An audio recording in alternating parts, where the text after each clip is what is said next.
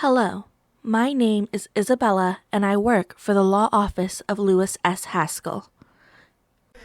ឥឡូវខ្ញុំសួរអ្នកទាំងអស់គ្នាខ្ញុំឈ្មោះលឹមឆាយខ្ញុំធ្វើការនៅការិយាល័យច្បាប់របស់លោកមេធាវី Lewis Haskell ថ្ងៃនេះយើង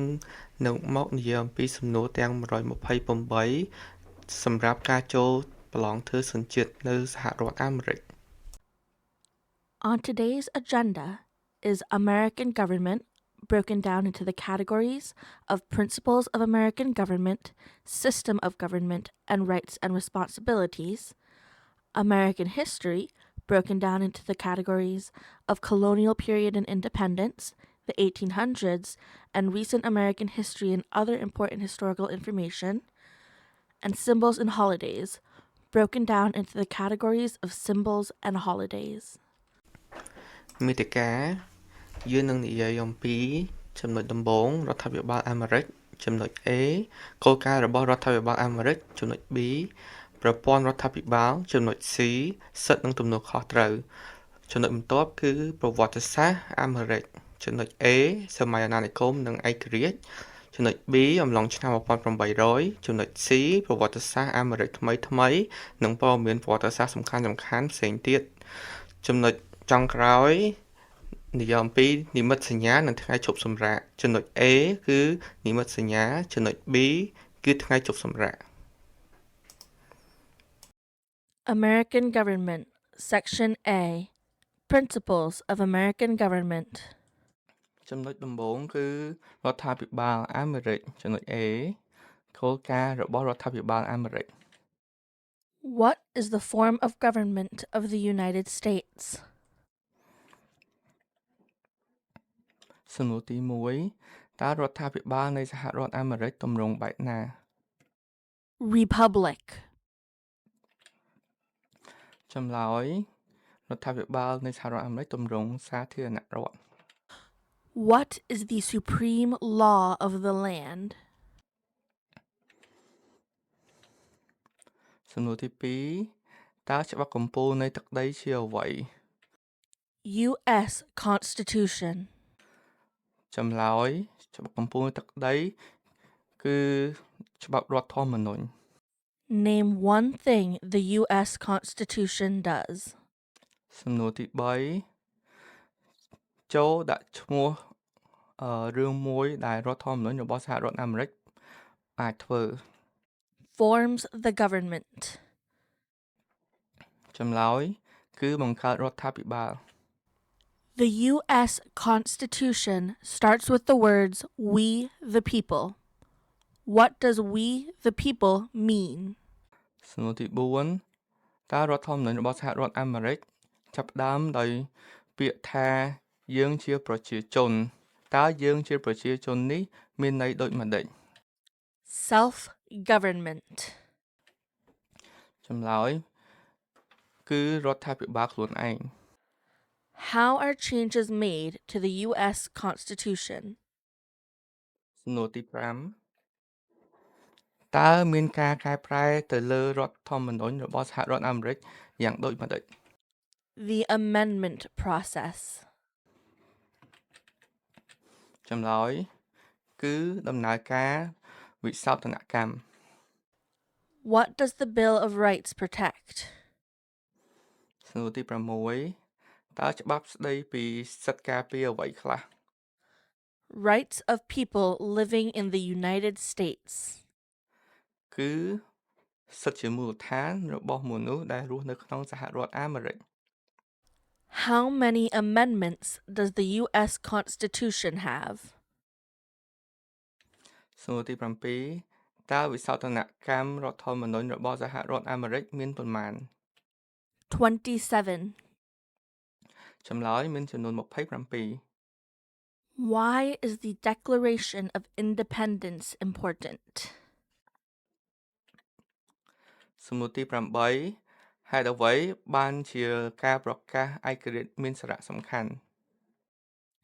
It says America is free from British control. ចម្លើយវានិយាយថាអាមេរិក គឺរួចផុតពីការគ្រប់គ្រងរបស់អង់គ្លេស What founding document said the American colonies were free from Britain? សំណួរទី9តើឯកសារស្ថាបនិកមួយណាដែលនិយាយថាអាណាគមអាមេរិកបានរួចខ្លួនពីអាណាចក្ររបស់អង់គ្លេស Declaration of Independence. ចម្លើយគឺសេចក្តីប្រកាសឯករាជ្យ Name two important ideas from the Declaration of Independence and the U.S. Constitution. សំណួរទី10ចូលឲ្យឈ្មោះគំនិតសំខាន់ចំនួន2ពីសេចក្តីប្រកាសឯករាជ្យនិងរដ្ឋធម្មនុញ្ញសហរដ្ឋអាមេរិក Equality and liberty. ចម្លើយពីរនោះគឺសមភាពនិងសេរីភាព Name two important ideas from the Declaration of Independence and the U.S. Constitution. សំណួរទី11ពាក្យថាជីវិតសេរីភាពនិងការស្វែងរកសុភមង្គលមាននៅក្នុងឯកសារបង្កើតអ្វី Declaration of Independence. ចម្លើយឯកសារនោះគឺសេចក្តីប្រកាសឯករាជ្យ What is the economic system of the United States? សំណួរទី12តើប្រព័ន្ធសេដ្ឋកិច្ចរបស់សហរដ្ឋអាមេរិកជាអ្វី Free market economy. ចម្លើយគឺសេដ្ឋកិច្ចទីផ្សារសេរី What is the rule of law? សំណួរទី13តើអ្វីជានីតិច្បាប់ Everyone must follow the law. គឺមនុស្សគ្រប់រូបត្រូវតែអនុវត្តតាមច្បាប់ Many documents influenced the U.S. Constitution. Name one. សំណួរទី14តើឯកសារជាច្រើនមានឥទ្ធិពលលើរដ្ឋធម្មនុញ្ញរបស់សហរដ្ឋអាមេរិកចូលឲ្យឈ្មោះមួយ Declaration of Independence. គឺសេចក្តីប្រកាសឯករាជ្យ There are three branches of government. Why? សំណួរទី15តើរដ្ឋាភិបាលមាន3សាខាហេតុអ្វី Checks and balances. ចម្លើយគឺដើម្បីត្រួតពិនិត្យនិងសមតុល្យភាព System of government. ចំណុច B ប្រព័ន្ធរដ្ឋាភិបាល Name the three branches of government. សំណួរទី16ចូលឲ្យឈ្មោះសាខាទាំង3របស់រដ្ឋាភិបាល Congress, President, and the courts. គឺមានសភាប្រធានាធិបតីនិងតុលាការ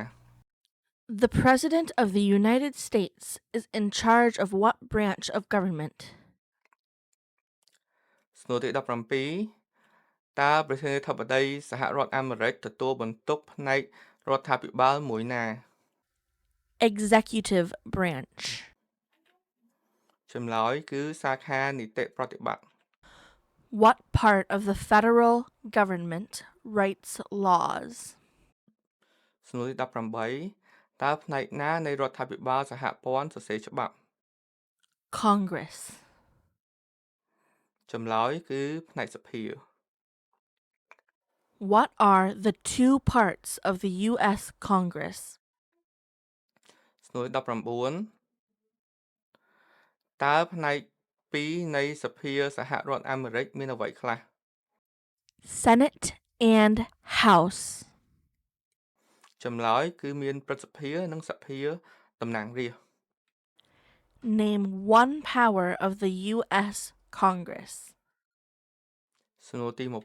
20ចូលឲ្យឈ្មោះអំណាចមួយរបស់សភានៃសហរដ្ឋអាមេរិក Writes laws. ចម្លើយគឺអាចសរសេរច្បាប់ How many U.S. senators are there? សំណួរទី21តើមានសមាជិកព្រឹទ្ធសភាអាមេរិកប៉ុន្មាននាក់ 100. ចម្លើយគឺមានចំនួន100នាក់ How long is a term for a U.S. Senator? សំណួរទី22តើរយៈពេលប៉ុន្មានសម្រាប់សមាជិកព្រឹទ្ធសភាអាមេរិកឆកឈ្មោះ 6 years. ចម្លើយគឺអាចឆកឈ្មោះបាន6ឆ្នាំ Who is one of your state's U.S. senators now? សំណួរទី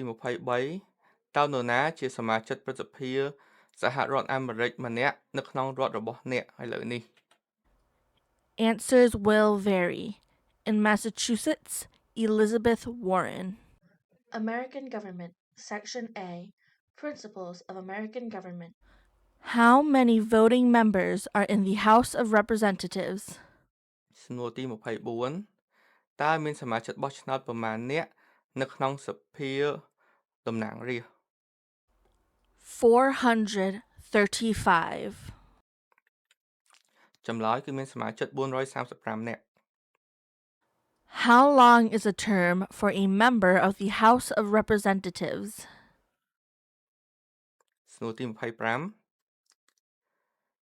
តើសមាជិកសភាតំណាងរាស្ត្រមានរយៈពេលប្រមាណឆកឈ្មោះ 2 years. ចម្លើយគឺ2ឆ្នាំ Why do U.S. representatives serve shorter terms than U.S. senators? សំណួរទី26ហេតុអ្វីបានជាអ្នកតំណាងរាស្ត្រសហរដ្ឋអាមេរិកបម្រើរយៈពេលខ្លីជាងសមាជិកព្រឹទ្ធសភាអាមេរិក To more closely follow public opinion. ចម្លើយគឺដើម្បីតាមដានមតិសាធារណៈឲ្យកាន់តែជិតស្និទ្ធ How many senators does each state have? សំណួរទី27តើរដ្ឋនីមួយៗមានសមាជិកព្រឹទ្ធសភាប៉ុន្មានរូប 2. ចម្លើយគឺ2រូប Why does each state have 2 senators? សំណួរទី28ហេតុអ្វីបានជារដ្ឋនីមួយៗមានសមាជិកព្រឹទ្ធសភា2រូប Equal representation. ចម្លើយគឺដើម្បីតំណាងឲ្យស្មើភាពគ្នាសម្រាប់រដ្ឋតូចៗនិងការសម្របសម្រួលគឺការសម្រុះសម្រួលរបស់រដ្ឋ Connecticut Name your U.S. representative. សំណួរទី28ចូលឲ្យឈ្មោះតំណាងសហរដ្ឋអាមេរិករបស់អ្នក In Lowell, Lori Trahan. ចម្លើយទី29អ្នកតំណាងរបស់ផ្ទាល់ខ្លួនគឺមានចម្លើយខុសៗគ្នាយោងទៅតាមទីតាំងរបស់ខ្លួនឯងនៅការិយាល័យរបស់ពួកខ្ញុំគឺនៅទីក្រុង Lowell រដ្ឋ Massachusetts ហេតុនេះអ្នកតំណាងឲ្យពួកខ្ញុំមានឈ្មោះថា Lori Trahan What is the name of the Speaker of the House of Representatives now? សំណួរទី30តើប្រធានសភាតំណាងរាស្ត្រឥឡូវមានឈ្មោះអ្វីដែរ Mike Johnson. ចម្លើយគឺ Mike Johnson Who does a U.S. Senator represent? សំណួរទី31តើសមាជិកព្រឹទ្ធសភាអាមេរិកតំណាងឲ្យអ្នកណា Citizens of their state. ប្រជាពលរដ្ឋនៃរដ្ឋរបស់ពួកគេ Who elects U.S. senators? សំណួរទី32តើអ្នកណាជាអ្នកជ្រើសរើសសមាជិកព្រឹទ្ធសភាអាមេរិក Citizens from their state. ចម្លើយប្រជាពលរដ្ឋមកពីរដ្ឋរបស់ពួកគេ Who does a member of the House of Representatives represent? សំណួរទី33តើសមាជិកសភាតំណាងឲ្យអ្នកណា Citizens in their district. ចម្លើយគឺប្រជាពលរដ្ឋនៅក្នុងរដ្ឋរបស់ខ្លួន Who elects members of the House of Representatives? សំណួរទី34តើអ្នកណាជាអ្នកជ្រើសរើសសមាជិកសភាតំណាងរាស្ត្រ Citizens from their district. ចម្លើយគឺប្រជាពលរដ្ឋមកពីសង្កាត់សភារបស់គាត់ Some states have more representatives than other states. Why? សំណួរទី35តើរដ្ឋណាខ្លះមានតំណាងច្រើនជាងរដ្ឋផ្សេងទៀតហេតុអ្វី Because they have more people. ចម្លើយគឺព្រោះពួកគេមានមនុស្សច្រើនជាង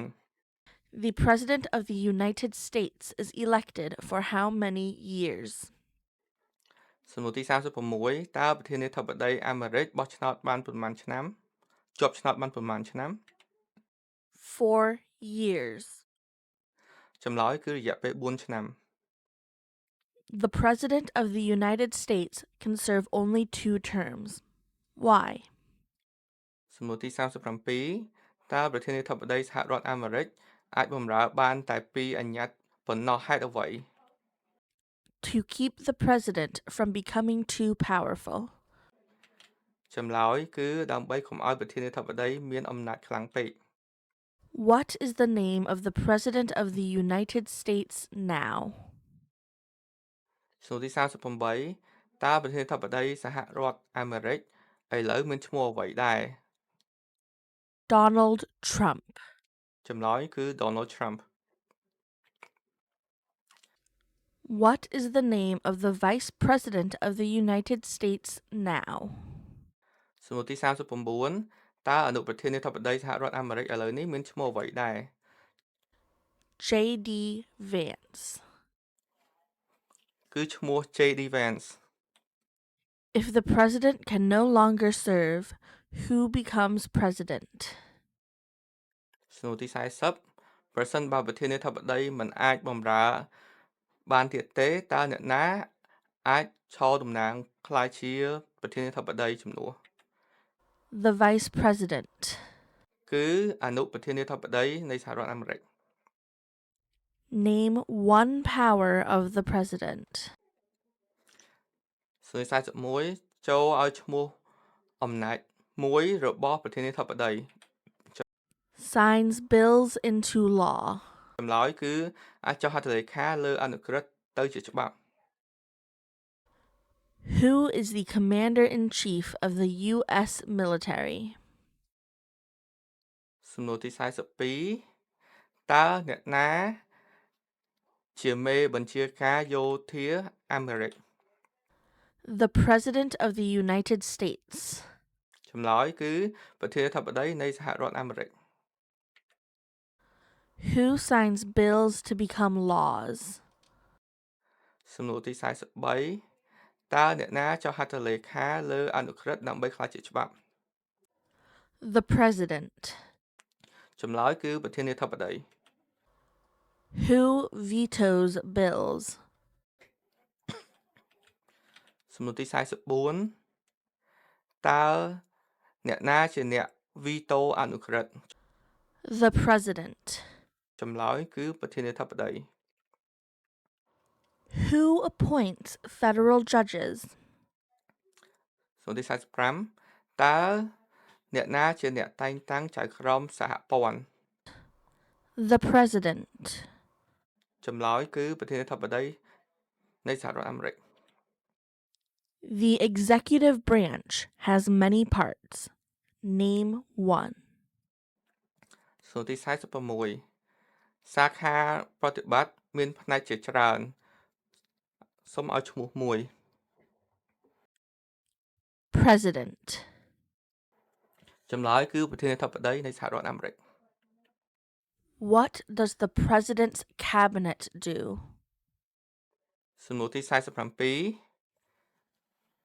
តើកតុលកាល័យ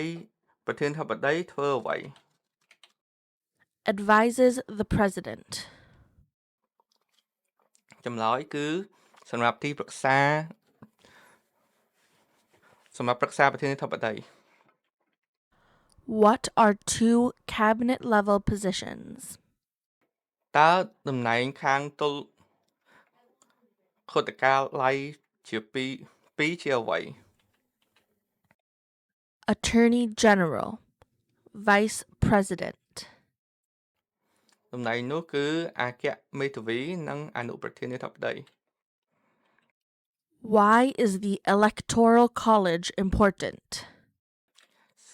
សំណួរទី49ហេតុអ្វីបានជាគណៈបោះឆ្នោតមានសារៈសំខាន់ It decides who is elected president. ចម្លើយវាសម្រេចថាអ្នកណាជាអ្នកជាប់ឆ្នោតជាប្រធានាធិបតី What is one part of the judicial branch? សំណួរទី50តើផ្នែកមួយនៃផ្នែកតុលាការគឺអ្វី Supreme Court. ចម្លើយគឺតុលាការកំពូល What does the judicial branch do? សំណួរទី51តើស្ថាប័នតុលាការធ្វើអ្វី Explains laws. ចម្លើយគឺពន្យល់អំពីច្បាប់ What is the highest court in the United States? សំណួរទី52តើតុលាការខ្ពស់បំផុតនៃសហរដ្ឋអាមេរិកគឺជាអ្វី Supreme Court. ចម្លើយគឺតុលាការកំពូល How many seats are on the Supreme Court? សំណួរទី53តើមានអាសនៈប៉ុន្មាននៅលើតុលាការកំពូល 9. ចម្លើយគឺមានចំនួន9 How many Supreme Court justices are usually needed to decide a case? សំណួរទី54ជាធម្មតាតើតុលាការកំពូលត្រូវការចៅក្រមប៉ុន្មាននាក់ដើម្បីសម្រេចរឿងក្តីមួយ 5. ចម្លើយគឺ5នាក់ How long do Supreme Court justices serve? សំណួរទី55តើតុលាការយុត្តិធម៌កំពូលបម្រើដល់ពេលណា For life. គឺបម្រើអស់មួយជីវិត Supreme Court justices serve for life. Why? សំណួរទី56តើចៅក្រមតុលាការកំពូលបម្រើអស់មួយជីវិតហេតុអ្វី To be independent.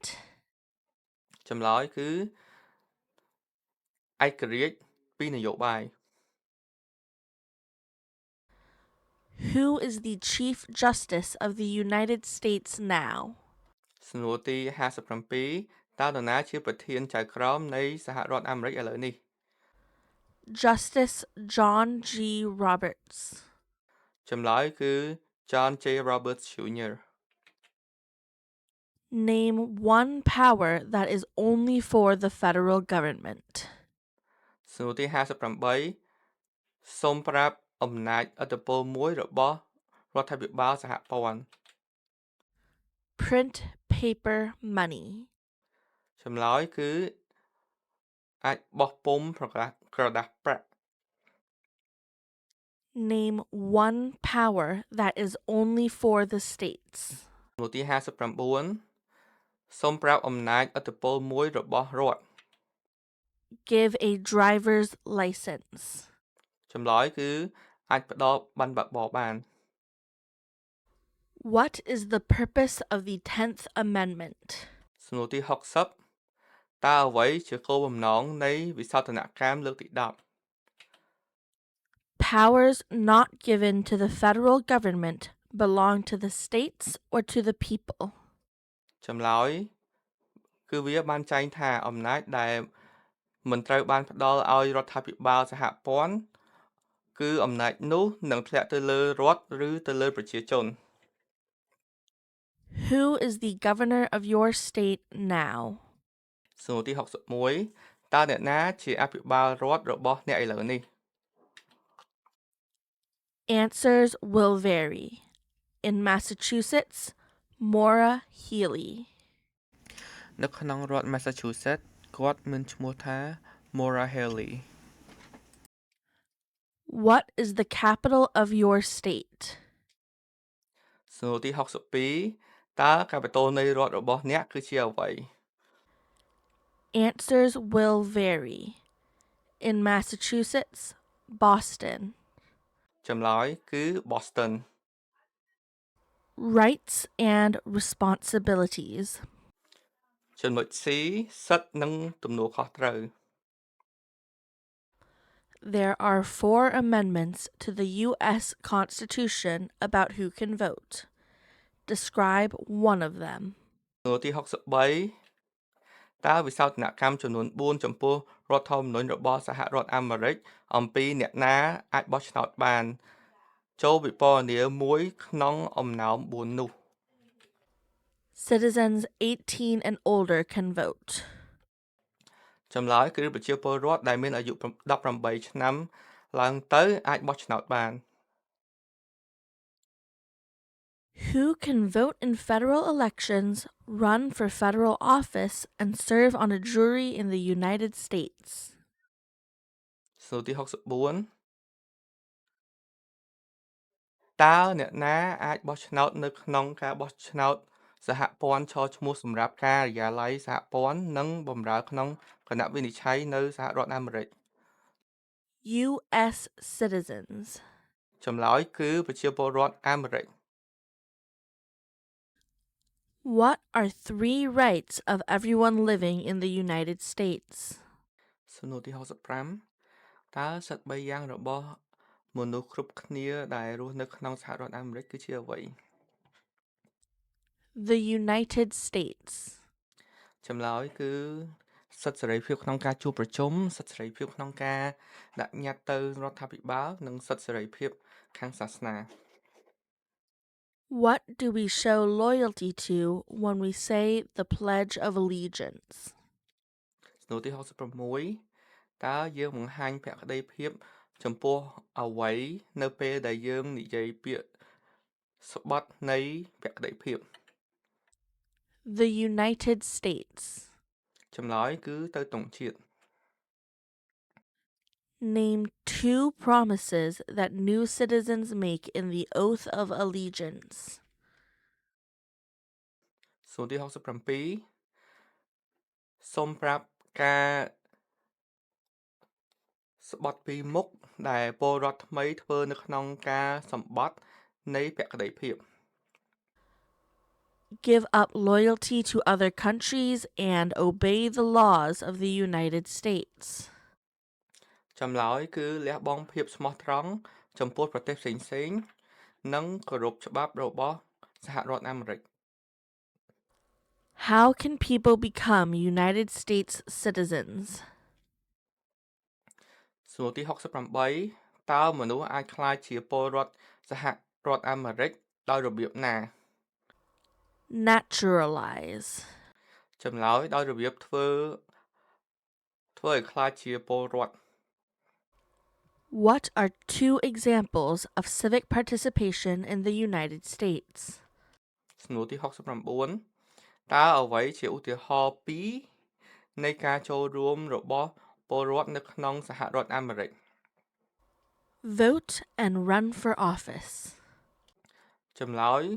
នោះគឺការបោះឆ្នោតនិងការរត់ការិយាល័យ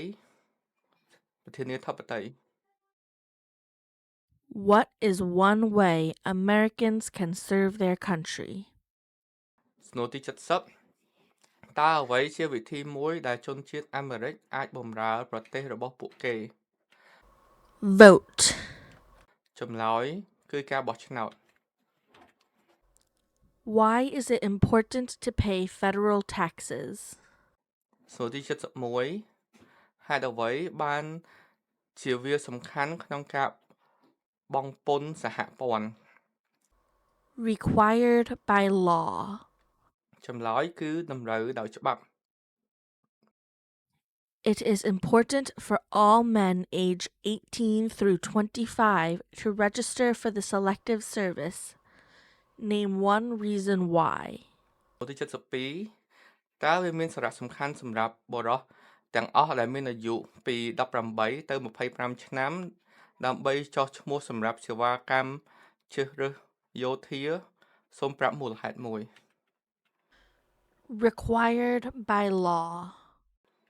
គឺចម្លើយតម្រូវដោយច្បាប់ Section A. Colonial period and independence. ចំណុច A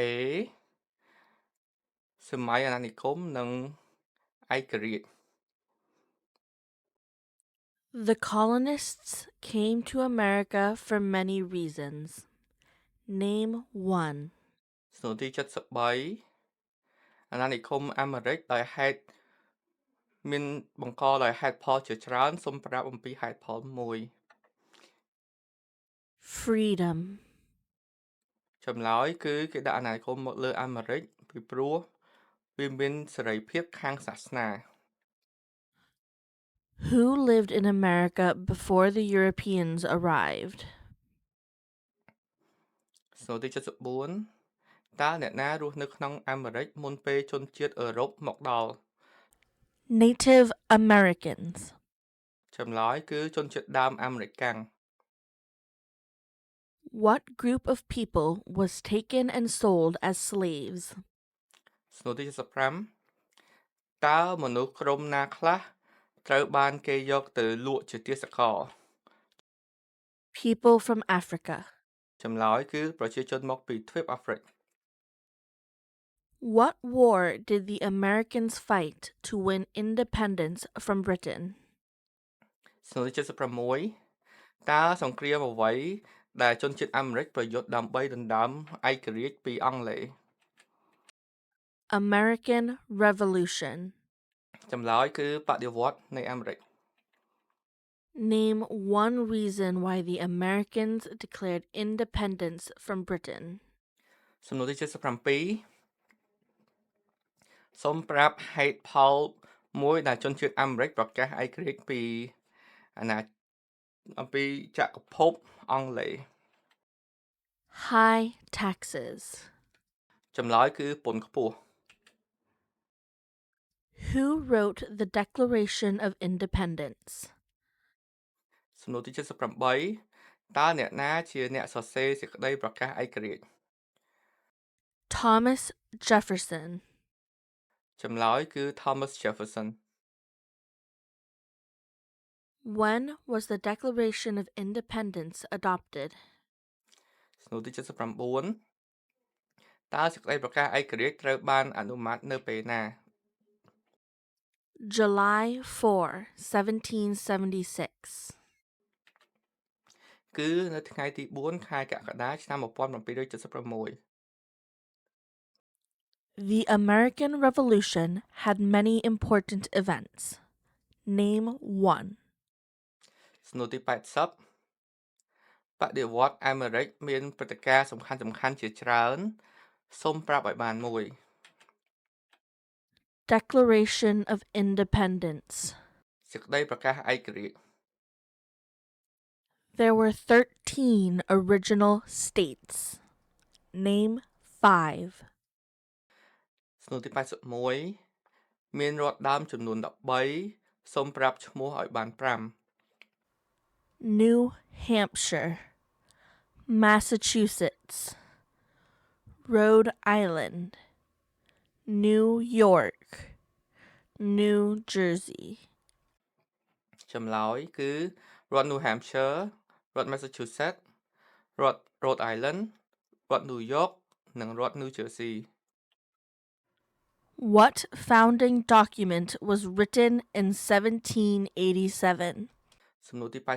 82តើឯកសារស្ថាបនិកអ្វីត្រូវបានសរសេរនៅឆ្នាំ1787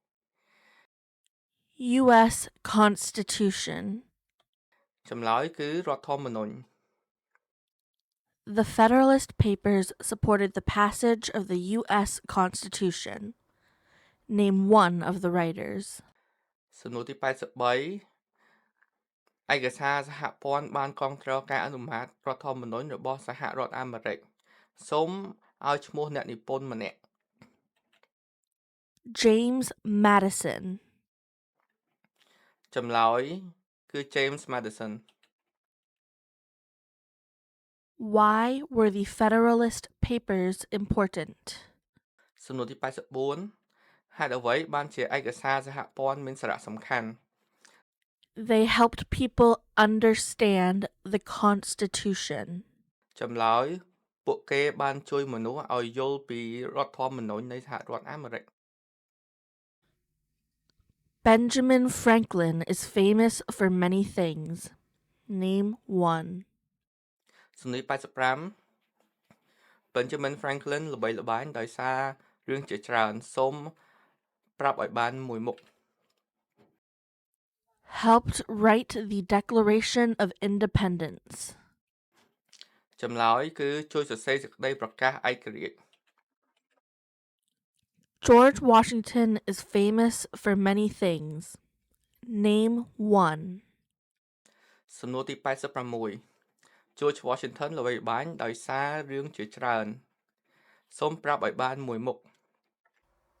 First President of the United States. ចម្លើយគឺប្រធានាធិបតីទី1នៃសហរដ្ឋអាមេរិក Thomas Jefferson is famous for many things. Name one. សំណួរទី87 Thomas Jefferson ល្បីល្បាញដោយសាររឿងជាច្រើនសូមប្រាប់ឲ្យបានមួយមុខ Writer of the Declaration of Independence. ចម្លើយគឺគាត់ជាអ្នកនិពន្ធនៃសេចក្តីប្រកាសឯករាជ្យ James Madison is famous for many things. Name one. សំណួរទី88 James Madison ល្បីល្បាញដោយសាររឿងជាច្រើនសូមឲ្យឈ្មោះមួយ Fourth President of the United States. ចម្លើយគឺគាត់ជាប្រធានាធិបតីទី4របស់សហរដ្ឋអាមេរិក Alexander Hamilton is famous for many things. Name one. សំណួរទី89 Alexander Hamilton ល្បីល្បាញដោយសាររឿងជាច្រើនសូមប្រាប់ឲ្យបានមួយមុខ Helped establish the first bank of the United States. ចម្លើយគឺគាត់បានជួយបង្កើតធនាគារទី1នៃសហរដ្ឋអាមេរិក Section B. 1800s. ចំណុច B អំឡុងឆ្នាំ1800 What territory did the United States buy from France in 1803? សំណួរទី90តើទឹកដីណាដែលសហរដ្ឋអាមេរិកបានទិញពីបារាំងនៅក្នុងឆ្នាំ1803 Louisiana. ចម្លើយគឺរដ្ឋ Louisiana Name one war fought by the United States in the 1800s. សំណួរទី91ដាក់ឈ្មោះសង្គ្រាមមួយដែលបានប្រយុទ្ធដោយសហរដ្ឋអាមេរិកនៅក្នុងទសវត្សរ៍ឆ្នាំ1800 Civil War. ចម្លើយគឺសង្គ្រាមស៊ីវិល Name the U.S. war between the North and the South. សំណួរទី92សូមឲ្យឈ្មោះសង្គ្រាមអាមេរិករវាងខាងជើងនិងខាងត្បូង The Civil War. ចម្លើយគឺសង្គ្រាមស៊ីវិល The Civil War had many important events. Name one.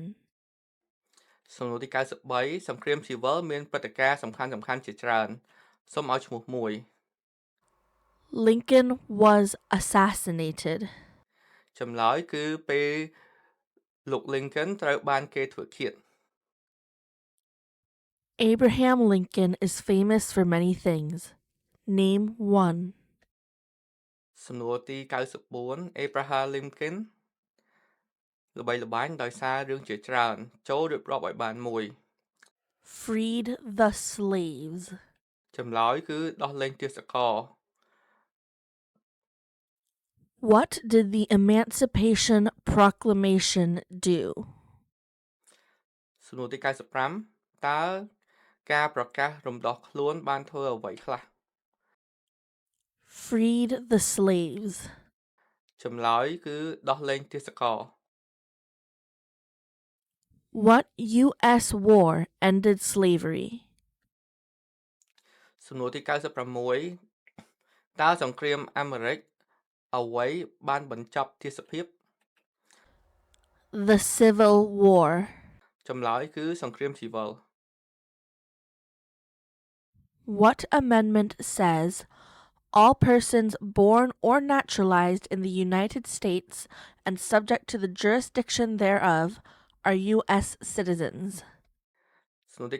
97តើវិសោធនកម្មអ្វីដែលចែងថាមនុស្សទាំងអស់ដែលកើត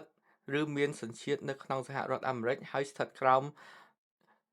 យុត្តាធិការរបស់ខ្លួនគឺជាពលរដ្ឋអាមេរិក 14th Amendment. ចម្លើយគឺវិសោធនកម្មលើកទី14 When did all men get the right to vote? សំណួរទី98តើបរិសុទ្ធទាំងអស់ទទួលបានសិទ្ធិបោះឆ្នោតនៅពេលណា After the Civil War. ចម្លើយគឺបន្ទាប់ពីសង្គ្រាមស៊ីវិល Name one leader of the women's rights movement in the 1800s. សំណួរទី99ចូលឲ្យឈ្មោះមេដឹកនាំម្នាក់នៃចលនាសិទ្ធិស្ត្រីក្នុងទសវត្សរ៍ឆ្នាំ1800 Susan B. Anthony. ចម្លើយគឺ Susan B. Anthony Section C. Recent American history and other important historical information. ចំណុច C ប្រវត្តិសាស្ត្រអាមេរិកថ្មីៗនិងព័ត៌មានប្រវត្តិសាស្ត្រសំខាន់ៗផ្សេងទៀត Name one war fought by the United States in the 1900s. សំណួរទី100ចូលឲ្យឈ្មោះសង្គ្រាមមួយដែលបានប្រយុទ្ធដោយសហរដ្ឋអាមេរិកក្នុងទសវត្សរ៍ឆ្នាំ1900 World War I. ចម្លើយគឺសង្គ្រាមលោកលើកទី1 Why did the United States enter World War I? សំណួរទី101ហេតុអ្វីបានជាសហរដ្ឋអាមេរិកចូលក្នុងសង្គ្រាមលោកលើកទី1 Because Germany attacked U.S. ships. ចម្លើយគឺដោយសារតែអាល្លឺម៉ង់បានវាយប្រហារលើនាវារបស់សហរដ្ឋអាមេរិក When did all women get the right to vote? សំណួរទី102តើស្ត្រីគ្រប់រូបទទួលបានសិទ្ធិបោះឆ្នោតនៅពេលណា After World War I. ចម្លើយគឺក្រោយសង្គ្រាមលោកលើកទី1 What was the Great Depression? សំណួរទី103តើអ្វីជាមហាវិបត្តិសេដ្ឋកិច្ច Longest economic recession in modern history. ចម្លើយគឺវិបត្តិសេដ្ឋកិច្ចដ៏វែងបំផុតក្នុងប្រវត្តិសាស្ត្រទំនើប When did the Great Depression start? សំណួរទី104តើមហាវិបត្តិសេដ្ឋកិច្ចធំចាប់ផ្ដើមនៅពេលណា Stock market crash of 1929. ចម្លើយគឺការគាំងទីផ្សារភាគហ៊ុននៅឆ្នាំ1929 Who was president during the Great Depression and World War II? សំណួរទី105តើអ្នកណាជាប្រធានាធិបតីក្នុងអំឡុងពេលមហាវិបត្តិសេដ្ឋកិច្ចនិងសង្គ្រាមលោកលើកទី2 Franklin Roosevelt. ចម្លើយគឺ Franklin Roosevelt Why did the United States enter World War II? សំណួរទី106ហេតុអ្វីបានជាសហរដ្ឋអាមេរិកចូលក្នុងសង្គ្រាមលោកលើកទី2 Japanese attacked Pearl Harbor. ចម្លើយគឺ ប្រទេសជប៉ុនបានវាយប្រហារ Pearl Harbor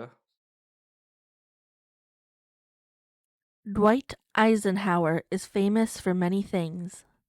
Name one. សំណួរទី107 Dwight Eisenhower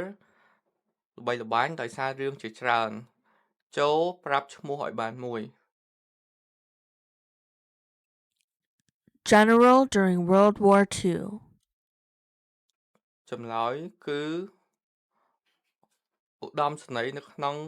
អំឡុងសង្គ្រាមលោកលើកទី2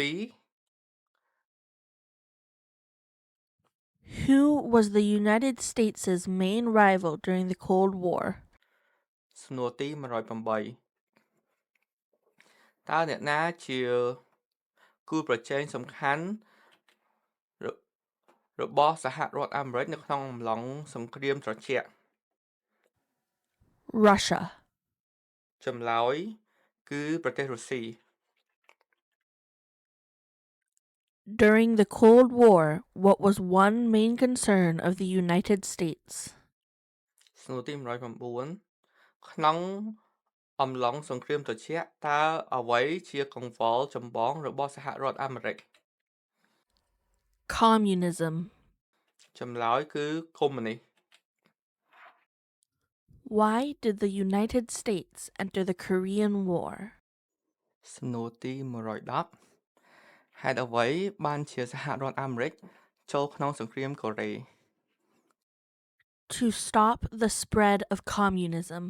ចម្លើយគឺដើម្បីបញ្ចប់ការរីករាលដាលនៃលទ្ធិកុម្មុយនីស Why did the United States enter the Vietnam War? សំណួរទី111ហេតុអ្វីបានជាសហរដ្ឋអាមេរិកចូលក្នុងសង្គ្រាមវៀតណាម To stop the spread of communism. ចម្លើយដើម្បីបញ្ចប់ការរីករាលដាលនៃលទ្ធិកុម្មុយនីស What did the civil rights movement do? សំណួរទី112តើចលនាសិទ្ធិពលរដ្ឋបានធ្វើអ្វីខ្លះ Fought to end racial discrimination. ចម្លើយគឺតស៊ូដើម្បីបញ្ចប់ការរើសអើងពូជសាសន៍ Martin Luther King Jr. is famous for many things. Name one. សំណួរទី113 Martin Luther King Jr. មានភាពល្បីល្បាញដោយសាររឿងជាច្រើនសូមឲ្យឈ្មោះមួយ Fought for civil rights. ចម្លើយគឺតស៊ូដើម្បីសិទ្ធិស៊ីវិល Why did the United States enter the Persian Gulf War? សំណួរទី114ហេតុអ្វីបានជាសហរដ្ឋអាមេរិកចូលក្នុងសង្គ្រាមឈូងសមុទ្រភៀ To force the Iraqi military from Kuwait. ចម្លើយគឺដើម្បីបង្ខំយោធាអ៊ីរ៉ាក់ពីគុយវ៉ែត What major event happened on September 11, 2001 in the United States? សំណួរទី115តើព្រឹត្តិការណ៍សំខាន់អ្វីបានកើតឡើងនៅថ្ងៃទី11ខែកញ្ញាឆ្នាំ2001នៅសហរដ្ឋអាមេរិក Terrorists attacked the United States. ចម្លើយគឺភេរវកម្មបានវាយប្រហារសហរដ្ឋអាមេរិក Name one U.S. military conflict after the September 11, 2001 attacks. សំណួរទី116ឈ្មោះចំនួនយោធាអាមេរិកមួយបន្ទាប់ពីការវាយប្រហារថ្ងៃទី11ខែកញ្ញាឆ្នាំ2001 War in Iraq. ចម្លើយគឺសង្គ្រាមនៅអ៊ីរ៉ាក់ Name one American Indian tribe in the United States. សំណួរទី117ចូលឲ្យឈ្មោះកុលសម្ព័ន្ធឥណ្ឌាអាមេរិកកាំងមួយនៅសហរដ្ឋអាមេរិក Cherokee. ចម្លើយគឺ Cherokee Name one example of an American innovation. សំណួរទី118ចូលឲ្យរៀបរាប់ឈ្មោះឧទាហរណ៍មួយនៃការបង្កើតថ្មីរបស់អាមេរិក Airplane. ចម្លើយការបង្កើតថ្មីគឺបង្កើតយន្តហោះ Section A. Symbols. ចំណុច A និមិត្តសញ្ញា What is the capital of the United States? សំណួរទី119តើរាជធានីនៃសហរដ្ឋអាមេរិកគឺជាអ្វី Washington, D.C.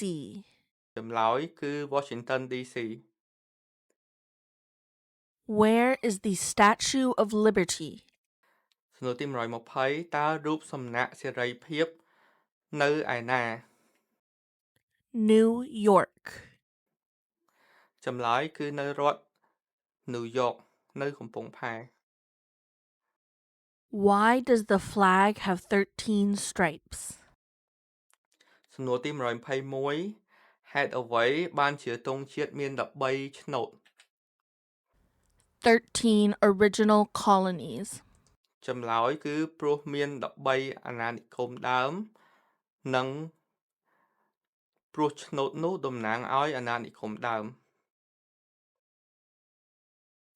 Why does the flag have 50 stars? សំណួរទី122ហេតុអ្វីបានជាទង់ជាតិមានផ្កាយចំនួន50 One star for each state. ចម្លើយព្រោះមានផ្កាយមួយសម្រាប់រដ្ឋនីមួយៗ What is the name of the national anthem? សំណួរទី123តើភ្លេងជាតិមានឈ្មោះអ្វី The Star Spangled Banner. ចម្លើយគឺផ្ទាំងបណ្ដាដែលមានផ្កាយ The nation's first motto was E pluribus unum. What does that mean? សំណួរទី124បច្ចនាទី1របស់ជាតិគឺ E pluribus unum តើវាមានន័យយ៉ាងណា We all become one. ចម្លើយគឺវាមានន័យថាយើងទាំងអស់គ្នាคล้ายតែមួយ Section B. Holidays. ចំណុច B ថ្ងៃឈប់សម្រាក What is Independence Day? សំណួរទី125តើបនឯករាជ្យជាតិជាអ្វី The country's birthday. ចម្លើយថ្ងៃឈប់សម្រាកដើម្បីអបអរសាទរឯករាជ្យភាពរបស់សហរដ្ឋអាមេរិកពីចក្រភពអង់គ្លេសនិងថ្ងៃកំណើតរបស់ប្រទេស Name 3 national U.S. holidays. សំណួរទី126ដាក់ឈ្មោះថ្ងៃបុណ្យជាតិចំនួន3របស់សហរដ្ឋអាមេរិក New Year's Day, Thanksgiving Day, and Christmas Day. ចម្លើយគឺថ្ងៃ Thanksgiving ថ្ងៃបុណ្យណូអែលនិងថ្ងៃចូលឆ្នាំថ្មី What is Memorial Day? សំណួរទី127តើទិវារំលឹកគឺជាអ្វី A holiday to honor soldiers who died in military service. ចម្លើយគឺថ្ងៃឈប់សម្រាកដើម្បីគោរពដល់ទាហានដែលបានស្លាប់នៅក្នុងការបម្រើយោធា What is Veterans Day? សំណួរទី128តើទិវាអតីតយុទ្ធជាតិជាអ្វី A holiday to honor people in the U.S. military. ចម្លើយគឺថ្ងៃឈប់សម្រាកដើម្បីផ្ដល់កិត្តិយសដល់ប្រជាជននៅក្នុងជួរកងទាហាននៃសហរដ្ឋអាមេរិកបាទបានចប់ សូមអរគុណ